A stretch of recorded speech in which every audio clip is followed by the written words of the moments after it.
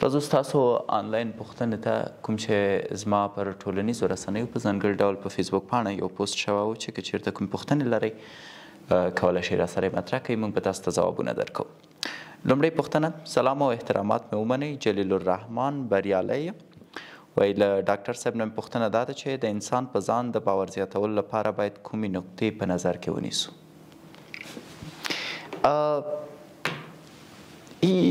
راځه دا پوښتنه داسې مطرح کړو، که چېرته یو انسان په ځان باور نه لري نو په چا باور لري؟ واقعا که ته د ځان نه راضي نه اوسې نو د چا نه راضي یې؟ که چېرته د ځان سره په سوله نه اوسې نو د چا سره په سوله یې؟ که ستا باور په خپل ځان نشته مطمئن یې چې کامیابېږې. که چېرته ستا باور په خپل ځان نشته مطمئن یې چې کورنۍ دې درته احترام کوي. که چېرې ستا باور ستا په ځان نشته مطمئن یې چې ګاونډیان خپلوان دې تا ته احترام کوي. اصلا دا پوښتنه ولې باید چې څنګه په خپل ځان باور ډیر کو؟ مهمه دا ده چې ولې باید په ځان باور ونه لرو؟ څه دی چې د تاسو نه ستاسو باور اخلي؟ بې هدفي، تنبلي، د کار نشتون، د ستونزو ډیرښت. دا ماته ډېر جالبه ده که یو انسان وایي چې زه مشکلات لرم او د دې مشکلاتو نه شکایت کوي. انسان ذاتا پیدا دی د مشکلاتو د خاطره. کله چې وایي دا دنیا د امتحان ده، فکر کوئ امتحان اسانه دی.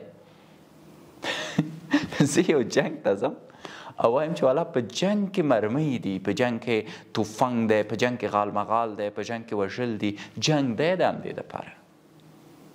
په جنګ کې خوا نه ویشل کېږي. دنیا ته ته راغلی د دې دپاره چې آزمایښت شي، او کله چې راغلی د آزمایښت دپاره او په دې آزمایښت کې په ځان باور نه لرې نو ستا موجودیت په دې دنیا کې بې معنا دی. فکر وکړئ، ستاسو ژوند یو فلم دی.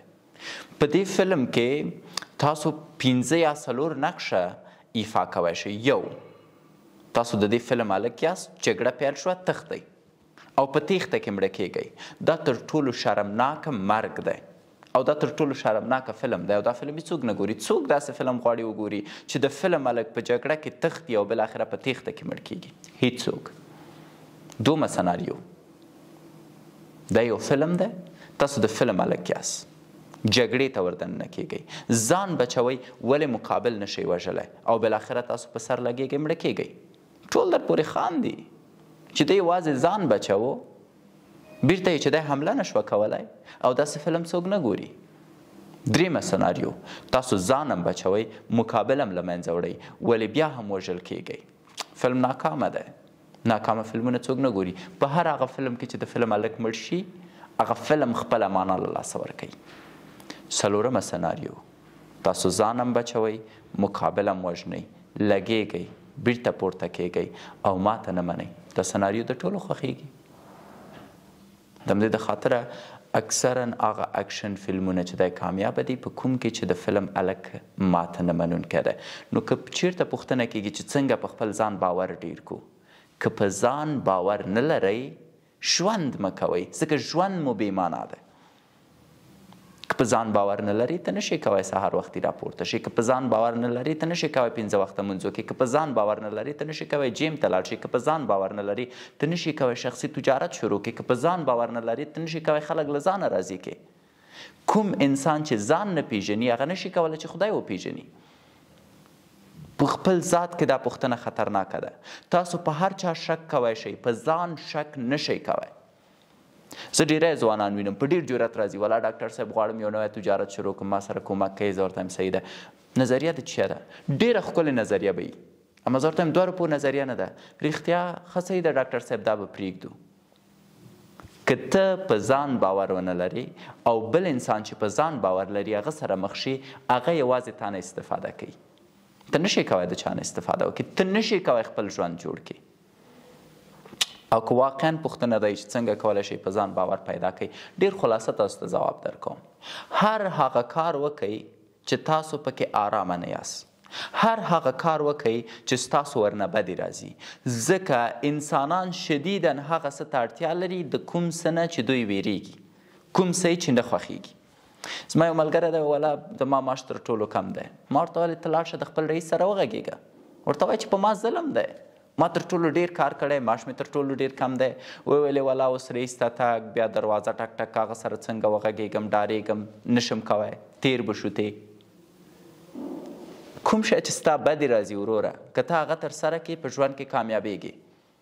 سهار وختي پورته کېدل د بدې راځي، راپورته شه. د چا تمرین کول خوښېږي؟ د چا خوښېږي سهار وختي راپورته شي؟ د چا خوښېږي چې په ساړو کې په یخو اوبو ولامبي؟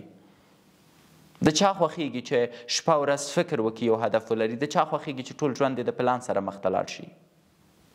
فکر کوئ هغه خلک چې په ژوند کې کامیابه دي د خپل ژوند نه راضي دي، یا هغه کارونه کوي چې د دوی خوښېږي مطلق نه. زما یو ملګری دی، حداقل میلیونر دی، دواګانې راوړي د هندوستان نه. د ده ژوند تر ټولو بېمانا ژوند دی. سهار 4 بجې راپورته کېږي، شپې 11 بجې کور ته ځي، یوه شیبه بیکاره نه دی. فلانکي سره خبرې وکړه، دوا چیرته ده، په ګمرکاتو کې خو چا نیولې نه ده، کوم ځای کې خو ستونزه نه ده پیدا شوې، تاریخ خو یې تېر شوی نه دی، د ډالرو قیمت څنګه شو، هغه فلانکی نفر خو به تښتېدلی نه وي، جواز پسې لاړ شه، ټول جنجال دی. هر څوک راځي، والا وګوره د حاجي فلانکي څه ښایسته ژوند دی، میلیونر دی، څومره پیسې لري، فلانکی ځای جوړ که، فلانکي موټر کې ګرځي. اما هیڅوک په دې اړه فکر نه کوي چې څومره زحمات یې وایسته تر څو دې حد ته راورسېده، څومره کارونه یې وکړه تر څو دې حد ته راورسېده. یو ځوان دې ماته وایي هغه چې وایي چې غواړم په ځان باور پیدا کړم، یو ځوان دې ماته وایي چې د ده زندګي دې با پلانوي.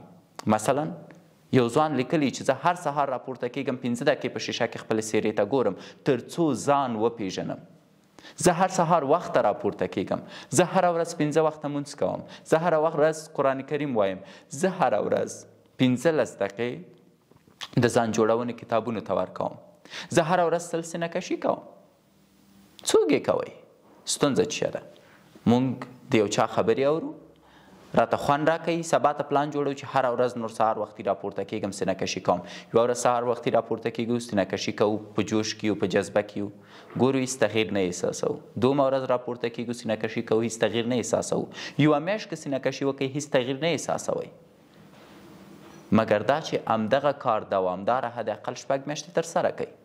په ژوند کې د ځان د باور د ترلاسه کولو دپاره تر ټولو مهم شی ډیسپلین دی. یو هدف په ژوند کې وټاکئ، حداقل تر 1 کاله پورې تعقیب کړئ. تاسو خپله په ژوند کې کامیابه یاست. متاسفانه په اوسنۍ نړۍ کې زښته ډېر شیان دي چې موږ له خپلې لارې بېلارې کوي. څومره خلک شته دی په اوسني شرایطو کې چې یو هدف دی حداقل د 1 کال دپاره تعقیب کړی. زه نن غواړم کرکټر شم، 2 میاشتې وروسته د کرکټ نه مې زړه تورېږي، غواړم ژورنالست شم. یو بل نفر مې ولید هغه په ژورنالیزم کې مخ ته لاړ دی. 2 میاشتې ژورنالیزم کې کار کوم، 2 میاشتې وروسته ګورم یو بل نفر ټیک ټاک کې مشهور شوی، غواړم ټیک ټاکر شم. زموږ ژوند د نورو د اهدافو په اساس مخ ته ځي. راشد خان په کرکټ کې کامیاب شو، زه غواړم کرکټر شم. شکیب یو ښه ډاکټر دی، زه غواړم ډاکټر شم. هیڅوک له ځانه دا پوښتنه نه کوي چې زما مهارت څه شی دی، زه په څه شي کې مهارت لرم، زه څه شی غواړم. کله مو د ځان نه پوښتنه کړې 6 میاشتې وروسته ته باید چیرته اوسې؟ کله مو له ځانه پوښتنه کړې 6 میاشتې وروسته ستا په بانک کې باید څومره پیسې اوسي؟ کله مو له ځانه پوښتنه کړې چې 6 میاشتې وروسته ستاسو د زړه اصلي دنده باید څه وایسي؟ حداقل کله مو د ځان نه پوښتنه کړې چې په کوم شي کې راحته یاست؟ 95% خلک وظیفه لري، د خپلې وظیفې نه ناراضي دي، خوشحاله نه دي. 80% ځوانان چې بیکاره دي، ورته وایي غواړي وظیفه ولري؟ هو، غواړي څه ولري؟ هره وظیفه چې تر اوسه پوهېږي نه چې څه غواړي. په ځان باور هغه وخت جوړوای شئ 3 شیان باید وکړئ. لومړی ځان وپېژنئ، خپل مهارتونه وپېژنئ. دوهم هر هغه څه وکړئ چې پکې آرامه نه یاست. دریم حداقل د 1 کال لپاره یو هدف باندې مشخصا کار وکړئ، هغه هدف پرې نه ږدئ. تاسو کولی شئ بریالي شئ.